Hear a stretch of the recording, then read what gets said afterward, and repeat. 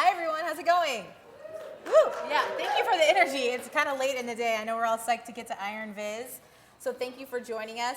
My name is Ann Jackson. I am a current Tableau Zen Master and Analytics Evangelist at Jackson 2, and I'm joined by my colleague, Lorna Eden. You can introduce yourself. I'm a public ambassador, and I work for a company called JISC, which is higher education, and I'm a senior data and visualization officer.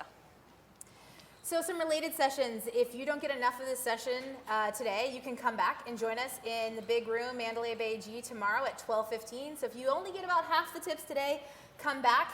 And then on Friday is the user group Tableau tip battle. So a little bit of history here. Lorna and I actually met and became friends. We first battled in this user group Tableau tip battle session 2 years ago. Here? Yeah, here, 2 years ago. Who won that battle? Shush. So if you want to come see even more tip madness, please join the user groups on Friday the 15th. Lorna will now be judging that session. There's also an iPad to win, so just saying. Oh, there you go. More reason to go. So our big takeaway today, don't bother taking notes. After this session, we will be publishing the solutions, if you will, workbook on our Tableau public profiles. Because we're giving this presentation again tomorrow, it'll probably be post-conference. Usually we put the YouTube video embedded in the workbook on Tableau public. So here's where you can find us, but don't look for the solutions until sometime next week when we've all kind of had a chance to recuperate from this crazy event. The last thing before we get started is please complete the session survey in the mobile app. This is a legacy session. This is the 4th year that we're doing this. This is something that's been handed down through the Tableau community. It started with Andy Kriebel and Jeff Schaefer. So Andy's here in the room in the back. You can go say hi to him. A little bit of celebrityness there. And it's been handed down. So Lorna and I, this is our 2nd year doing it. So please give us your feedback. We love to bring this session to the community because there's so many rapid fire tips and things that you can learn. So this is really important. Anything else? Oh, this year we're doing something a little bit different. So traditionally we keep score. This year, because we're both quite competitive, we decided not to keep score with each other. I'm going to win. Ish. Lorna's going to win.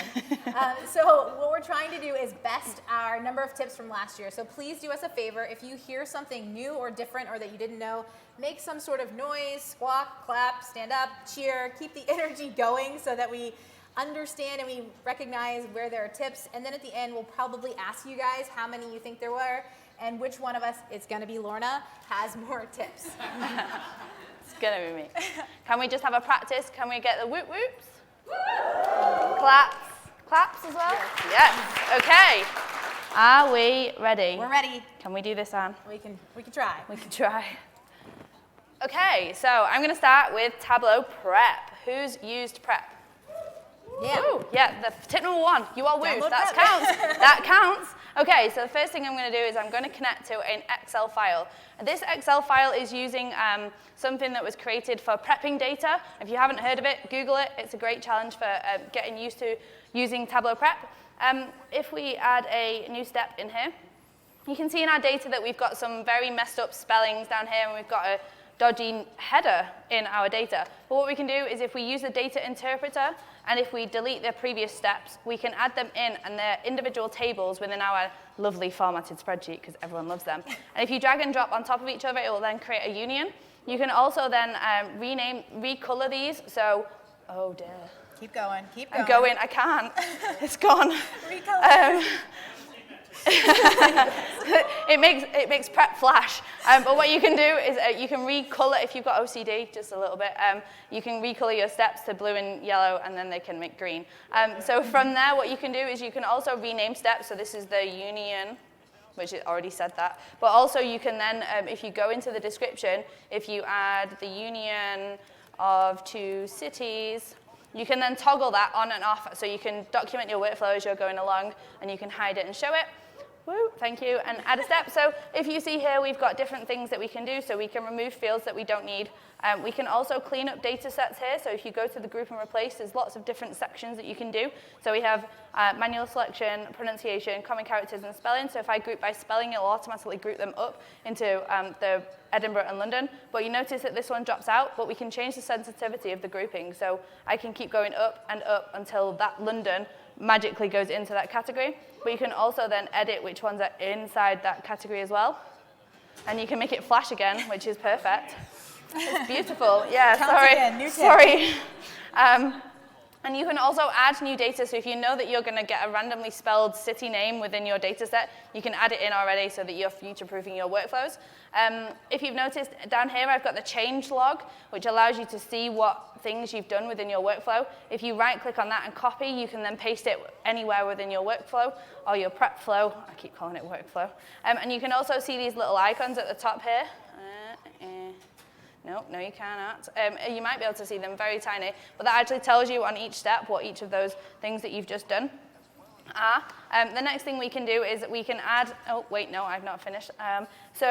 When you're using calculated fields, but within Tableau Prep, you can overwrite an original field. So if I want to join this metric and measure field together, if I create a calculated field and add in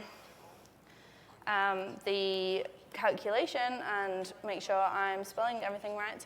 And if I just rename it metric. Oh, what are you doing, PC? It's a Mac, it's not. Yeah, you're doing it, Anne. If you rename it metric, it will then automatically overwrite that metric column. So that means you can remove the other column. Yay, thank you. The pivot function is really quite powerful within Prep. You can either do columns to rows or rows to columns. If you do the columns to rows and you drag the metric in, you can also do a multi-stage pivot, which allows you to, if you've got a heavily formatted spreadsheet, so you have 2017, month 1, month 2, month 3, you can then pivot it in a certain way and it'll help.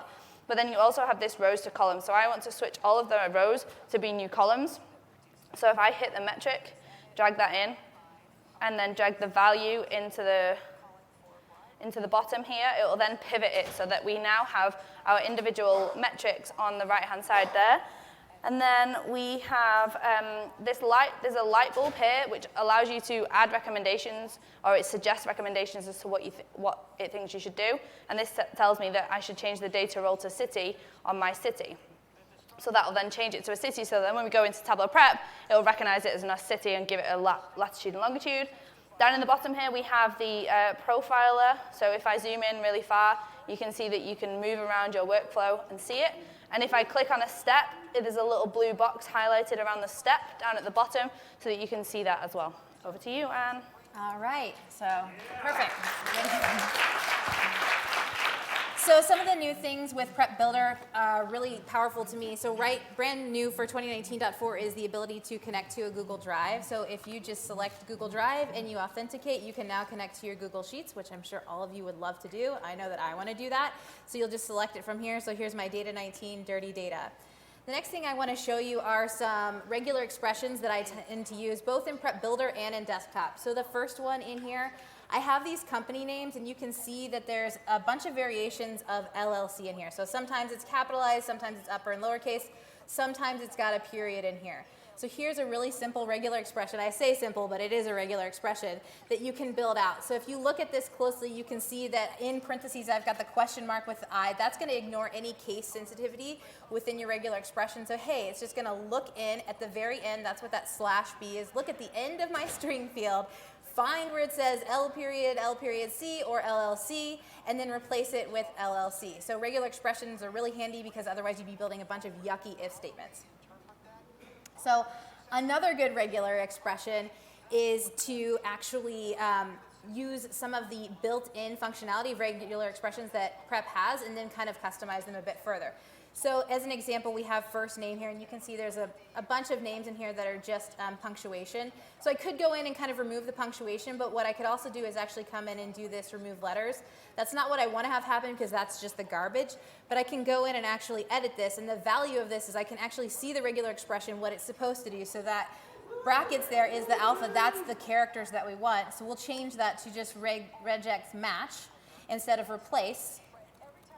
And then we'll just drop that parameter at the end because it doesn't need it. We're not going to replace anything. We're just going to match that situation. And then I'm going to make a if statement. So if this, which is going to be a Boolean, if it's true or false, then we want the first name, and then we'll just put end. Like Lorna said, I'm just going to write over that field. So now you'll see as I save that, now anytime I had that sort of junk first name, it's now nulled out.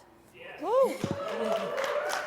Okay, one more regular expression for you guys. This is perfect for phone numbers. So if I go over to the right, you can see my different phone numbers here. Sometimes you'll have those repeating digits. Those are sort of junk phone numbers. I do this every time I register my Tableau. I put in 5s without fail. So to get around that, you can go in, and here's what it looks like for this. So I'll kind of explain this to you.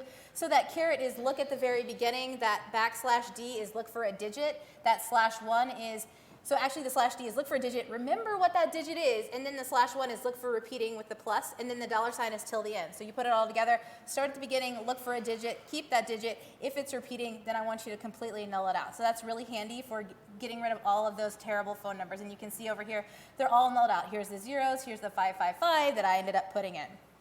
So trust me, you're going to use that one. Next thing I want to show you is how you can actually save different steps. So now that you know how to do this fancy regex replace for the repeating digits, you can actually right-click on either one step or a series of steps, and you can save those steps as a flow. You can either publish them up to your server, or you can save them as a file. So if you've got some really cool regex logic, you don't want to explain it to anyone ever again, just send them this file. They can dump it into their workflow. Okay. Another new feature for Tableau Prep Builder, this is 2019.3, is the ability to connect to published data sources. So over on the left here, I'm connected to my Tableau online instance, and I've got 2 cloud data sources that I'm connected to. This is really powerful if you use Salesforce or something like Google Analytics. You can't connect to them natively in Prep right now. So instead, if you have published data sources that you've built in Desktop, you can bring them in, and now you'll see what I'm doing here is I'm actually bringing in my Google Analytics data, I'm bringing in my Salesforce data, I'm aggregating them together because what I really want to see is when people go to my website, how many of those turn into calls, and then I can run that entire workflow and build out a new published data source, which is really powerful. The last thing I want to show you in terms of tips is, I love this, this speaks to my OCD, is you can now move the different pieces, so I can move this up or down on my canvas, or I can move down my little pieces. I know this drove me nuts a long time ago, so I'm so happy that you're actually able to do this. Back to you. Cool. Okay, so my PC seems to keep bugging out, so we're just going to bear with it. So, crazy about maps. Who likes maps? Woo! Spatial joins? Has anybody done spatial joins before? Few people? Okay, so what we've got here is we have a shape file, which is a geometry file for each of the individual areas, and then we have a crime file, yay, crime in London in December 2018. So this gives me the latitude and longitude of every single crime in London, and here it is mapped. So here's all the crimes in London, and each of the colors represent a lower super output area. But if you notice over here, we have the codes at the end. Now, I could stop being lazy and just write a calculation and remove that, but where's the fun in that? We have a data set which has our London boroughs in, so we can see that all of these individual boroughs are shape files. So what we can do is we can create a spatial join, which allows us to add this spatial file, which is already pre-here. And what we need to do is we need to create an intersect between the latitude and longitude and the polygon file. So the way we're going to do that is we're going to use the calculation, not make date, make point. And then we're going to use the latitude and longitude. So this is going to create a geometric field within our Tableau workbook. We're going to hit OK, and then we're going to change this to geometry and change this to intersects. And the reason we're doing this is so that we can count how many crimes happened within those individual boroughs and map it at the same time. Now, I'm not going to use this as a live demonstration because this data set is pretty big. So I'm going to calculate. I've already created an extract, so we're going to do this. So I'm going to hit geometry. I'm going to drag the name on, which then allows you to break down those individual boroughs. And then I'm going to add the count distinctive crime ID to color. And this allows us to count the individual crimes in each of those individual areas. Nice. Thank you. So sticking on the mapping areas, we have this new feature called density marks, which are pretty cool. But at the minute, this circle map only shows me that there's a bit of intensity around the middle of London, which is kind of expected. But if we change this to a density plot, you can actually see there's other areas, hotspots around London as well, so that we can, as an analyst, we can go in and see what's happening in those individual areas. Oh, there's only one nice. Come on. Okay, so this time we're going to use, previously a hub and spoke map required you to do a lot of data identification and stuff like that, but now we can do it inside our Tableau Desktop. So the first thing we've got is we have somehow hid my home location. Okay, no, so we have taught. Oh, what's going on? Oh, no. There we go. Okay, right, so we're going to create a home point. So this is where Ed Sheeran lives. Well, the city that he lives in. You know Not exactly quite. where he lives. We need to talk. Yeah, sorry about that. So this is the latitude and longitude of his hometown. And then we also have our tool location here, which is the same calculation of make point, latitude, and longitude. The next calculation that we're going to do is we're going to create something called make line. And this is literally make line, as I said. And then you want the home location, which you've just created, and then the tool location. And we need a comma in between those to make that work. And then I'm going to hit OK. And the first thing I'm going to do is I'm just going to double click it. It's going to build me a map with some arcs on it. I can then drill this down so that I have each of those individual lines available for me to hover over. Woo! Ooh, that was a ooh. Okay, so this next one, a new relatively new feature is called the distance calculation, and it's super cool in Tableau. So the first thing we're going to do is I already have made magic. Oh man, this is. You're still winning. We have the Houses of Parliament, latitude and longitude, so I want to be able to see all of the crime in a certain mile radius around the Houses of Parliament. I also have my crime point, which is also that same calculation of make point, latitude and longitude. And now I'm going to create that distance calculation. And all it is we type in, not that one, distance. And then you want the Houses of Parliament, which is your start one. And then we want the crime point as your second one. And then there's different units that you can do. So you either have miles, kilometers, meters, or feet. And you are doing my head in. Where's that calculation gone?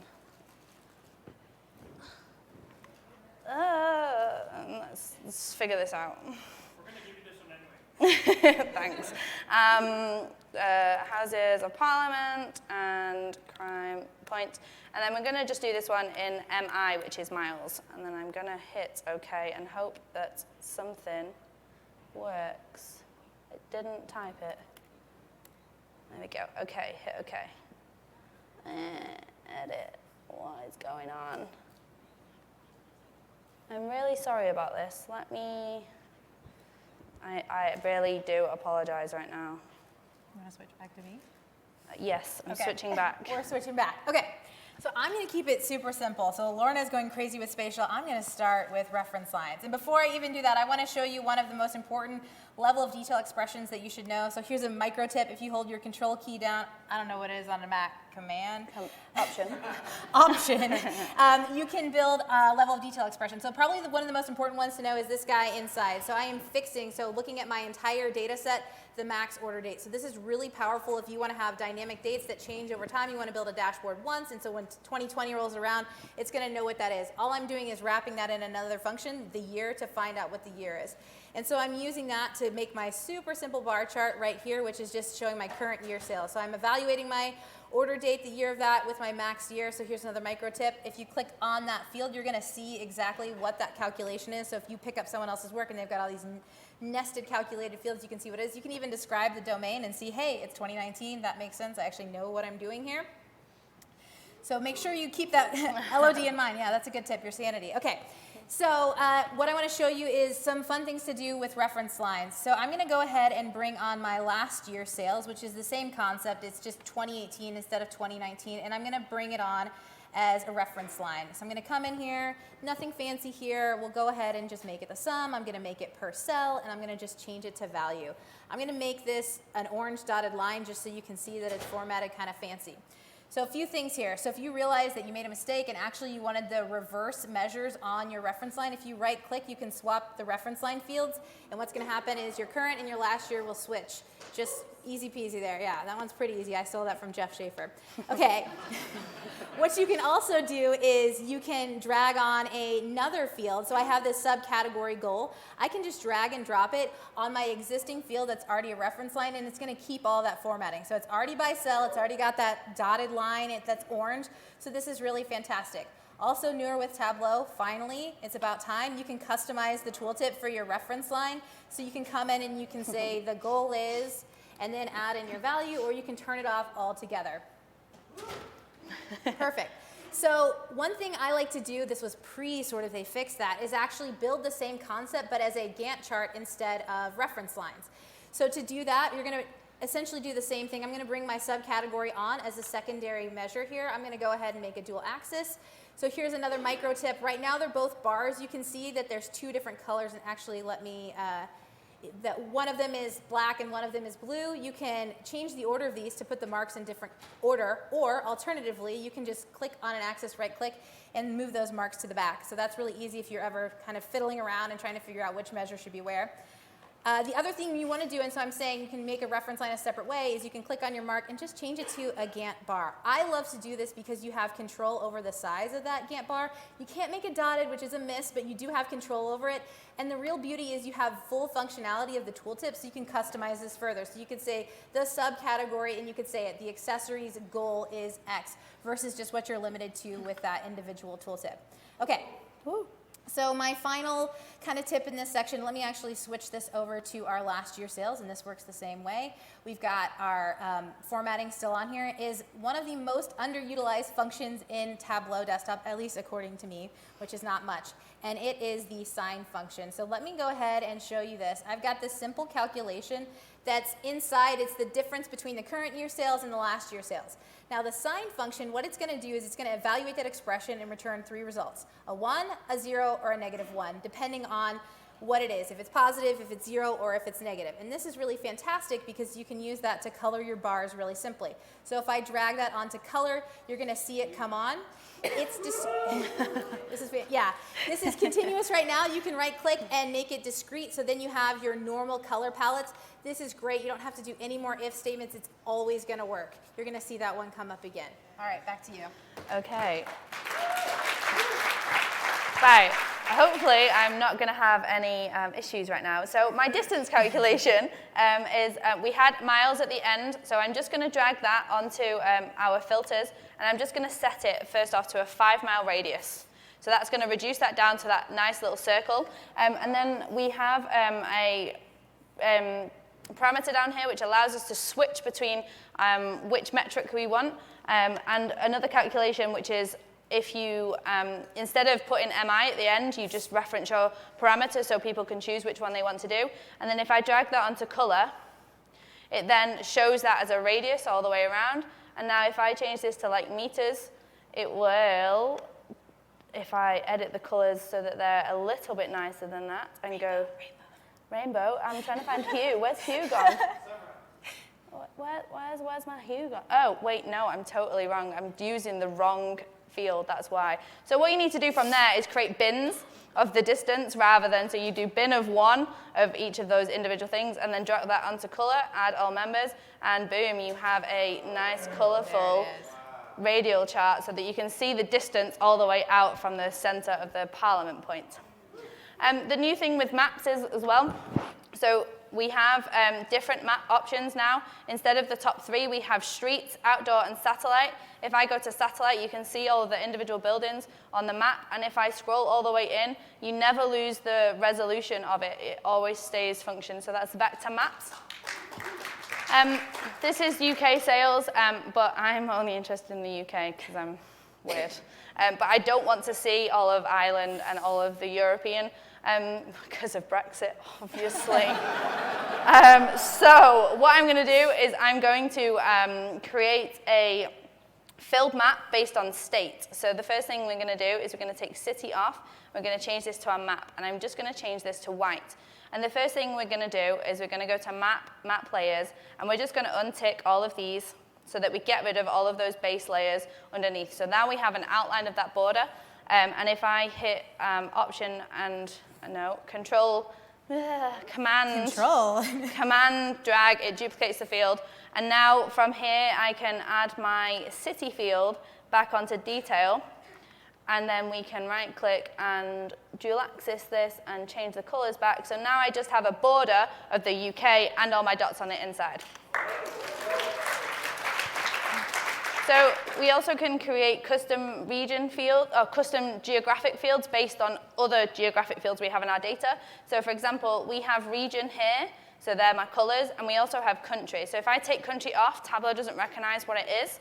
So what I can do is if I click this, right-click on region and go to geographic role, create from, and if you do that from country, it'll then change that data role. And if I take country off, it will keep the map, and you only have that one region, so it highlights just that one in particular region, which then allows you to map things a little bit easier. Over to you, Anne.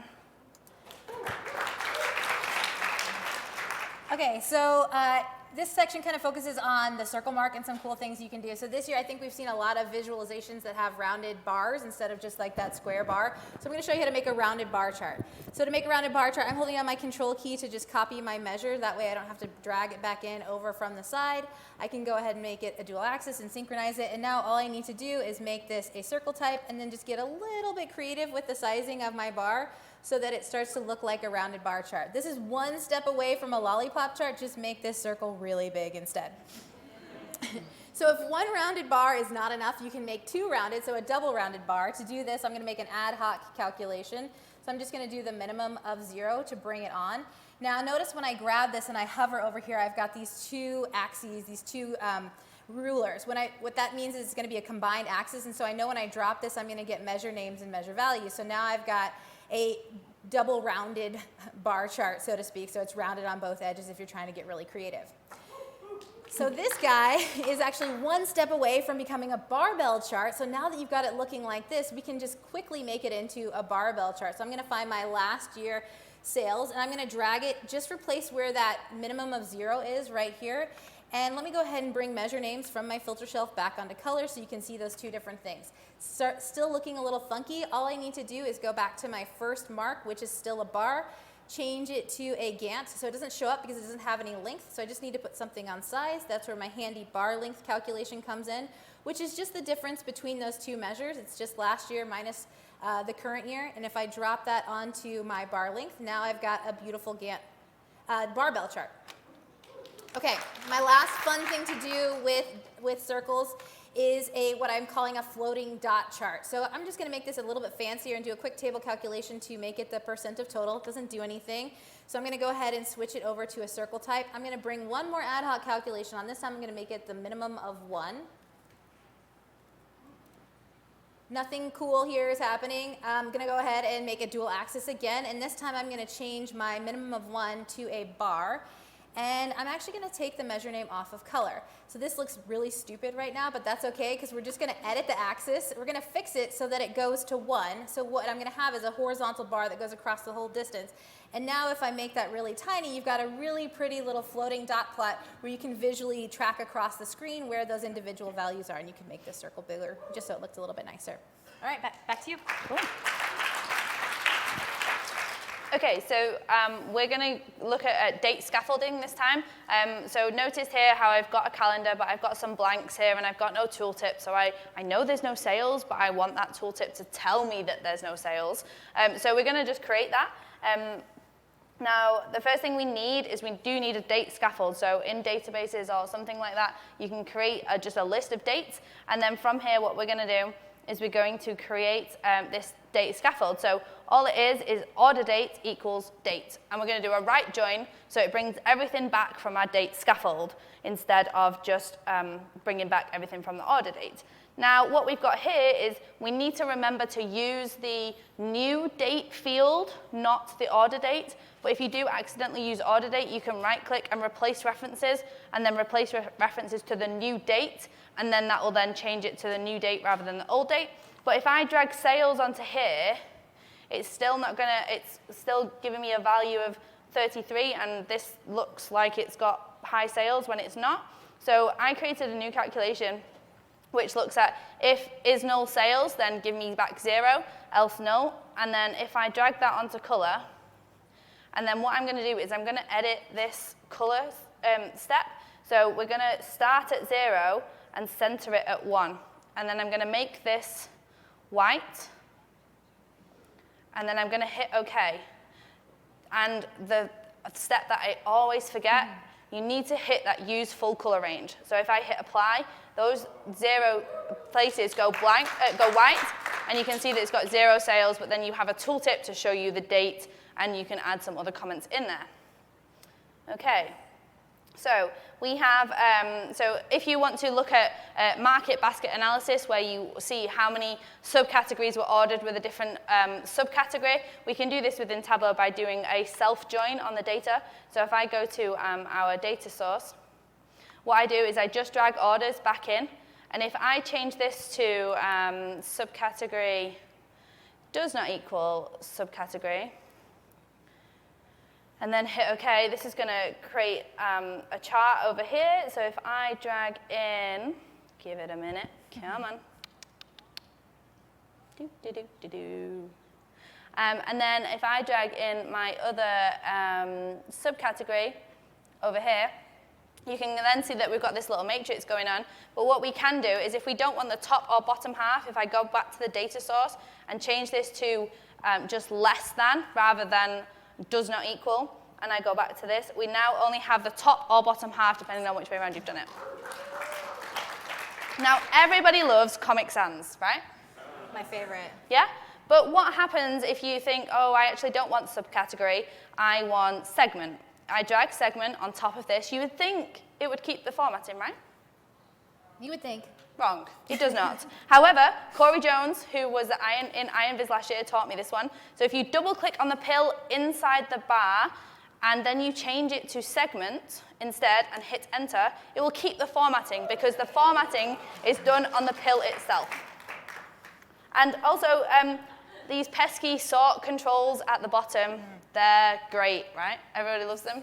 Yeah, when people are clicking on them and they're like, why is it broken? Well, now you can actually turn them off. So if you go to Worksheet, Show Sort Controls, you can turn them off so it stops people doing that. So this one, we have a percent of total based on a region parameter. So I want to see what my central region percentage of sales is based on the total amount of sales. But I wanted to be able to label both sides of the bar, and you can't do that if you just have it on as a label. So what we can do here is if I've got, we need to build out both calculations, so you have the percent of total sales for the central region and the percent of total sales for the all other regions. And what we're going to do is we're just going to right-click down here and dual axis, and it looks a mess right now, but I'm just going to edit this. And then we're going to fix this to minus 0.05 to 1.05, and we're just going to hit reverse. And then at the bottom here, we're also going to set that same axis, and we're going to go minus 0.05, no, not that one, to 1.05. And now 0.05, okay. And then when we they don't need to be synchronized, but now we have labels at both ends of the bars. That's really nice. Thanks, Anne. It really is. You should clap for that one. So have you ever been asked to sort descending alphabetical, well, not alphabetical, descending alphabetical order? Anybody? Yeah? Okay, so you can actually do this by using ASCII. So every letter is an ASCII number. So what we can do is we can create a unique code for the first 3 or however many letters you want. And if I show you this calculation, that way, you can basically use ASCII left 1 or mid and then mid again to create a string of numbers to give you a code. So this now has the code down here. And if I hit Z to A, it will then reverse that order based on those first 3 ASCII characters. In our title here, we've got show all categories. What I want to happen is if I only click 1, I want it to show furniture. But if I click 2, I want it to show multiple categories rather than trying to label both of them just in case we have more than one. So I'm just going to find that calculation, which is here. And then what we do here is, does anybody like level of detail calculations? Yeah. Ooh, yeah. Okay, so this first section is the count distinct of category overall. So even though we've got this filter on here, this is going to look above that because it's a fixed calculation. And then we're going to look at the number of categories in the view. So if 3 equals 3, then give me all categories. And then this one says, if it equals 1, then give me the minimum of the category that's in the view, else multiple categories. So that's how you do it, and then you just add that to your title on here by adding it to detail. Nice. Back to you. Okay, so I'm going to show you guys how you can kind of wow your people who love text tables. So first is if you have a really slow data source, just pause your data. So I'm going to build out an awesome text table without you even seeing it. So look at my handy notes here down in caption. I'm going to go ahead and bring on the order date. I'm right-clicking to bring it on as a filter.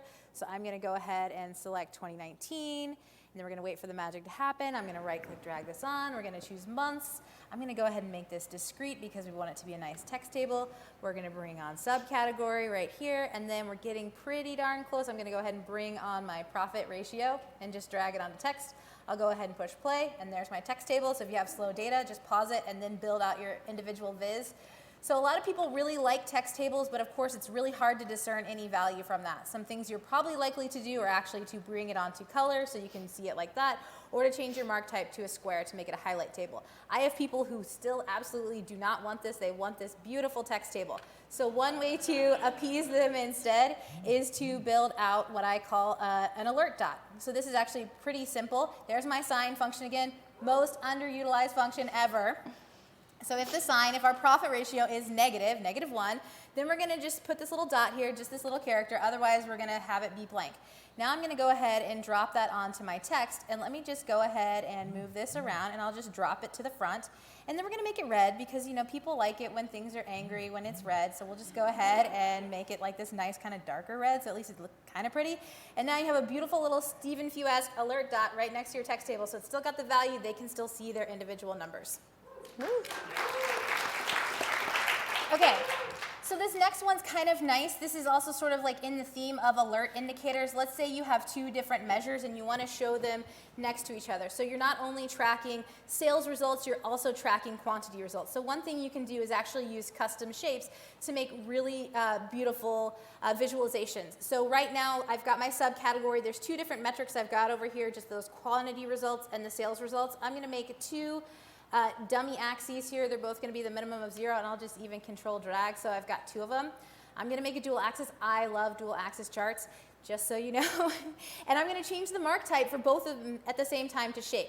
Now on my first mark card, I'm going to go ahead and make it a right triangle with the corner down at the bottom, so it'll be here. And then on my other one, I'm going to make it a right triangle, but you're probably going to see this, right? It's going to be there in the upper right. Now if I just bring one of those onto color, so we'll put quantity here, and then we'll put sales here. This is something that looks really cool. You've got two different indicators going on at the same time. So maybe it's yearly and maybe it's monthly. These look great on dashboards because they don't take up any space at all. Woo. Okay, keeping with the theme of alert colors, because people love alert colors. Let's imagine you have a big ass number like this one, and we want to toggle between corporate and home office. So we can see that -19%, that's a bad profit ratio for home office. Corporate's positive. So it would be nice if we could dynamically color the background to take that into consideration. So guess what, guys? I have a calculated field. What function do you think is included in this calculator? It's sign. There it is again. So I'm They've going to definitely learned one thing from today. Use the sign function. I'm going to go ahead and bring that onto color. This isn't exactly what I want. What I actually want is the whole background to be red instead. So all I'm going to do is I'm going to bring on another dummy calculation. Min1 and min0 are your best friends. I'm going to make it a bar chart. If we just fix this axis, so I'll just fix it to 1, and all you're going to do is hide that axis at the end. So you're just going to hide all that junk, and now when we toggle between, they're going to see that alert background right away. Okay. So another really fun thing to do with Tableau is use emojis. How many of you guys have ever used emojis with your visualizations? I see like one hand. More people need to use emojis. So emojis work in Tableau. Signs, use sign and emojis. So emojis work with Tableau. I always use Emojipedia, which is kind of funny because you're going and looking at emojis. This little index here shows you what they're going to look like in the different browsers. So I will say they render differently on server versus public versus on your machine. So just know what they look like there. It gets kind of wonky when you get into like the cat emojis and some of the animals.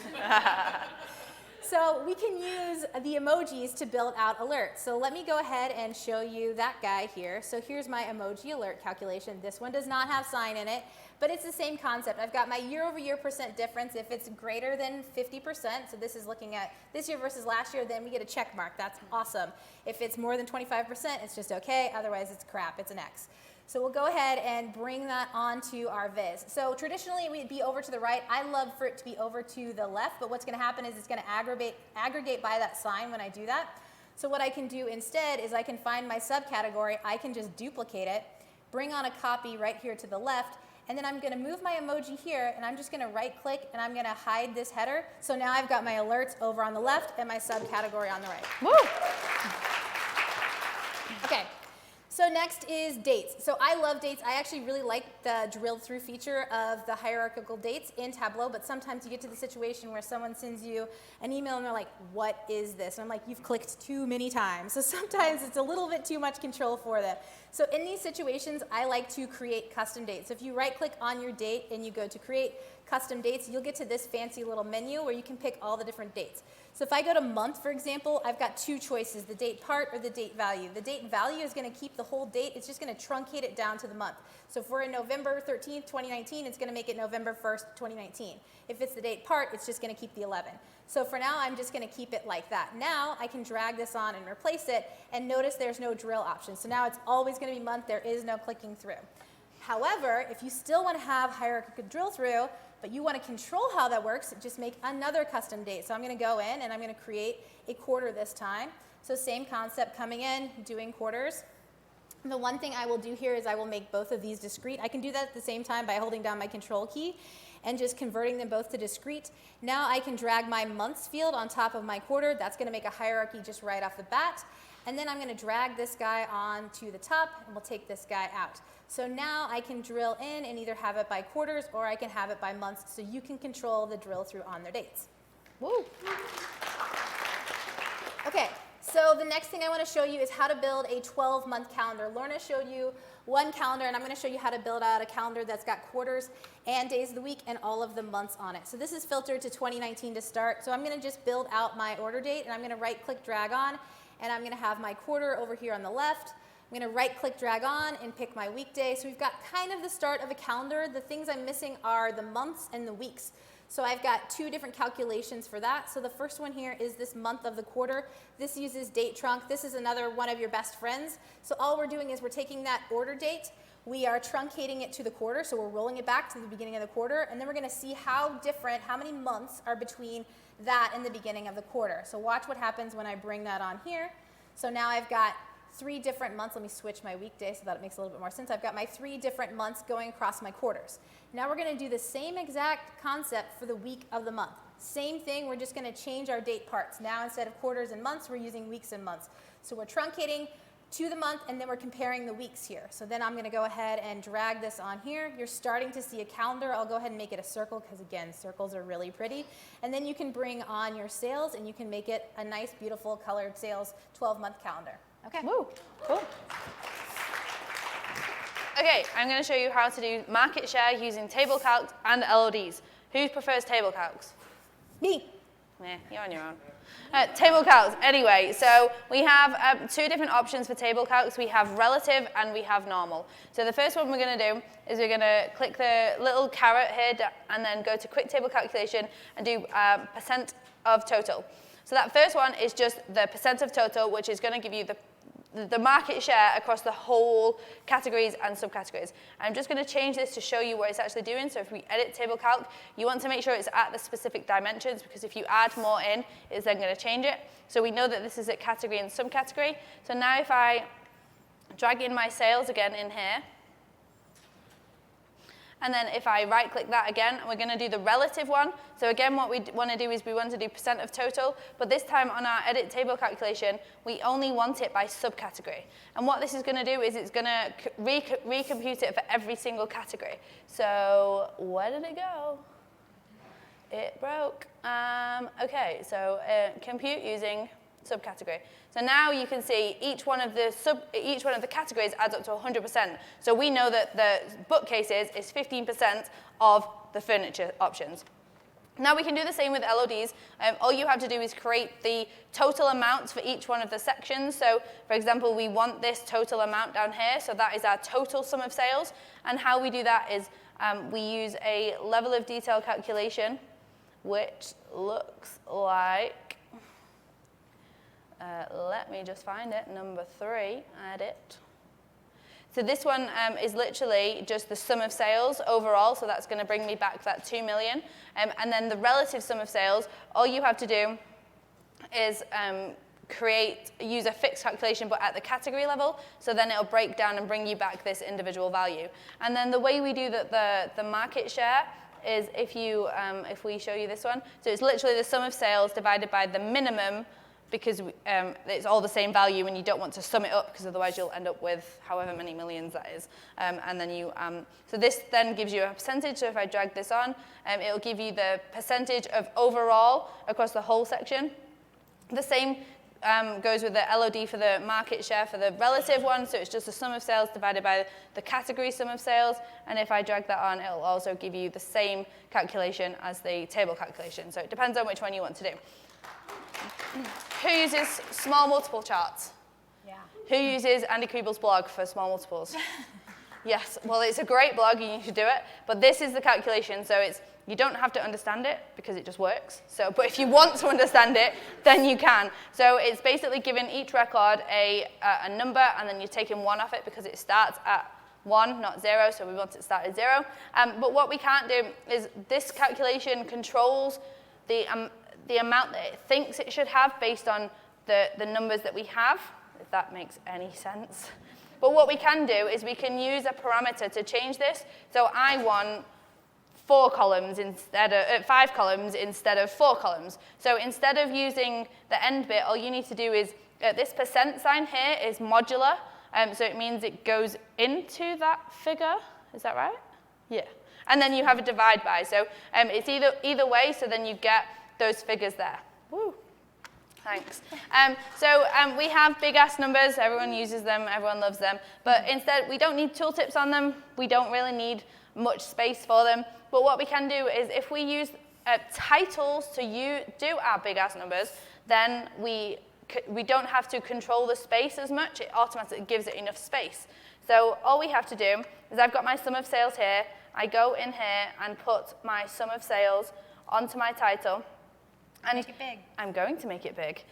But if you click anywhere, so I'm a sucker for this, but I normally highlight everything so then I can change it. You don't need to. If it's got those little brackets on the outside, you click inside of it, it highlights it. You can then change it automatically without having to highlight the whole thing. Thanks. And then all you need to do is if you change it to a polygon, that disappears, and then you have your KPI at the top there. Over to you. What are we on? 12. All right, so this actually comes from a use case that I had. So I had a customer that wanted to look back at a certain amount of time, but not include the most recent month in the table, but of course include it in the grand total. And the reason they didn't want to include it in the table is because you can see it's the 13th, so if we have that % difference, it's always going to be lagging. So a great way to do that is actually to use Boolean calculations, and this is also great because you can make it dynamic. So I've got parameters going over here on the right, so I can just adjust my dynamic look back. So if I want to look back 8 months, we're in November, I've actually got 9 months showing. So the first thing I've done is I've actually built out this filter here that's just going to consolidate the data to be within that different range. So I've got my parameter here, my look back number of months, and then that whole date trunk. Please use date trunk, it's a great function. Now, once I brought that on and I filter to true, the next thing I want to do is actually dynamically hide whatever the current month is, which means I'm going to build out one more calculation. This one's dead simple. It's just, is it the same month as today? I'm going to bring this on up here as another dimension, so I've got a false and a true. If I right click and I hide this data, you're going to notice that the grand total still includes November in it, but it's not showing in here. Let me go back just so that you can see that I'm not making this up. If I hide it, it's always hidden. And here's what's great is as soon as I go to December, that March is going to fall off automatically, and you're going to continue to see that rolling range. Okay, this one's kind of difficult, so bear with me on this one. Another use case from the field. So I've got this highlighted to make it really easy. So we had a scenario where we wanted to combine all those really small values at the bottom. So you can see I've got a threshold where I'm basically saying Everything that's 1% or less, I want to dynamically put it into another category. So I've got those as orange right now. So to do this, we're going to actually build out the same table calculation that we've got, the percent of total, but we're going to build it out as a level of detail expression. So here's what it looks like. This is a great use case for exclude. If you're ever wondering, and if you can't get off of fixed, here's a great time to use exclude.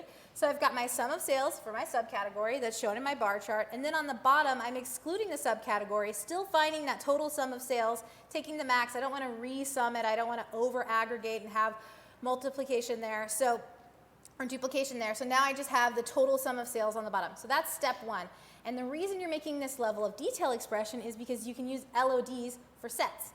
So if traditionally you're going to right-click on a dimension and create a set, I've already pre-baked this for this. So here's my subcategories to show set. And within sets, you can usually pick the individual members that you want within general, but you can also come down here and set it by a formula. So now I've got my percent of total LOD. Is it greater than or equal to the threshold? So essentially, if it's going to be in that set if it's above that. So this is great. We're cooking really well. The last step is actually to switch out our subcategory dimension, because remember, we want to bucket those things together, so it's going to create that dynamic other. So for this guy, I'm just going to make this new subcategory dimension. It's dead simple because sets either return true or false. They're Boolean. So if it's true, then we want to show the subcategory. Otherwise, we want to make it other. So let me go ahead and drag this on, and I'll take the color off. And so now you can see, and I'll sort this so it's a little bit more clear. We've got this other category down here. And let me go ahead and switch it back to 0 just so you see that there's all the subcategories. Now when I set it to 0.025 or 2.5%, more of them are going to start together and bucket into that other. So this is pretty fantastic. The last thing I'm going to tell you, this is a good tip, is it looks like it's sorted. If I right-click and look at this, it's actually manually sorted. So it's going to go kind of funky. So you can build out a sort calculation to make sure that it's always accurate. And this is just going to reference that new dimension we made. So if it's in this new subcategory dimension of other, then we're going to make it negative 100. It's negative 100 because our sales is never negative, so it's always going to be at the bottom. Otherwise, just give me the sales. Then we'll just right-click, add it on, and that's going to be our new sort field down here. Let me go ahead and click descending. And now, no matter what happens, it will always be sorted in the correct order, and your other will be all the way down at the bottom. Woo! Okay, so this is another interesting scenario from the field. So this one's kind of the inverse of what I said before. In this scenario, we want to show sort of like a small period of time. We want the grand total to not include today. So I'm actually going to right-click and format this and change what that grand total label is. So not today in there. And so really what we want is we want the grand total for all the preceding days, but not today. So to do that, we're going to kind of hack the attribute function. If you're familiar with that, we're going to use the same concepts of it to build out some calculated fields. So first, I'm going to build out a field, or I have, that's called sales not including today. And it's pretty simple. It's just going to say, is the order date not equal to today? If it's not equal to today, then it's going to be the sales. I'll even bring it on so you can see what happens. So today's the 13th. There's nothing here. This is the total we want down here, that 2362. We don't want to include the sales for today in terms of how we're talking across the business. So now all we need to do is actually combine these two concepts together, and this is where we're going to kind of hack that attribute function.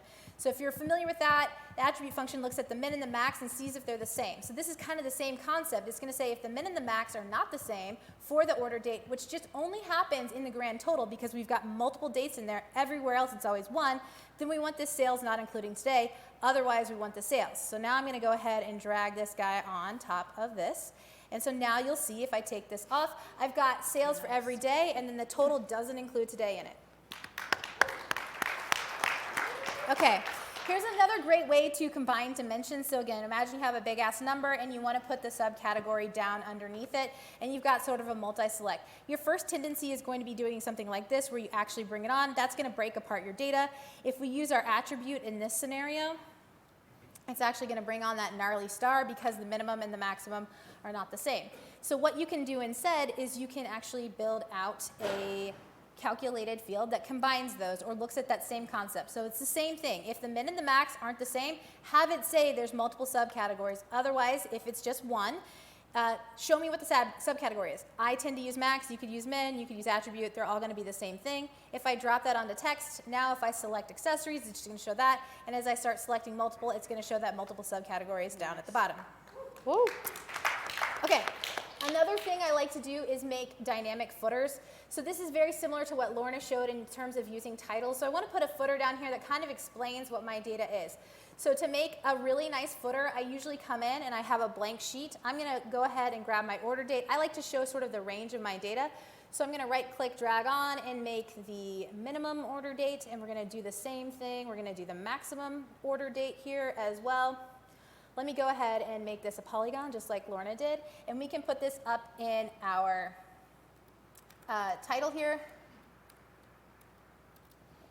I will add those two in. So there's our min, and then here's our max. And the advantage of this beyond this, so this is a good start. Let me go ahead and actually find this sheet over in my gnarly mess over here. And let me make this the entire view. So this is great. It's going to be starting down here at the bottom. I'm going to add this filter on because here's sort of where the other advantage is. Let me go ahead and put it on this guy. And let's double click back on the title. And now I can say region and add in my region dimension. You can only do this in captions or titles. So notice what happens when I start unselecting. It's going to actually verbally say what all of them are. So there's central and east with a nice ampersand and versus what you might normally have, and then you have it all. Yeah, it's quite nice. Okay. Okay, I have 4 minutes. Take us to the end. Take us to the end. Okay, so set actions, parameter actions. Everybody use them? Yes, no? Have you seen the power of them? They're awesome. So what I want to do is I want to be able to select a region, and I want it to update my chart over here. Now before, this wasn't possible because we've got our percent of totals, but now we can use this using set actions. But how do we actually do set actions? So all we need to do is if we right-click on segment and go create set, it's literally the same way as you already create a set and click OK. Now I've got set 2 over here, and we're going to put that into text. It's just going to say in or out. So this bottom one is in, and the other 2 are out. But what we can do is you go worksheet actions, and we're going to add a new action here, and we're going to go change set actions.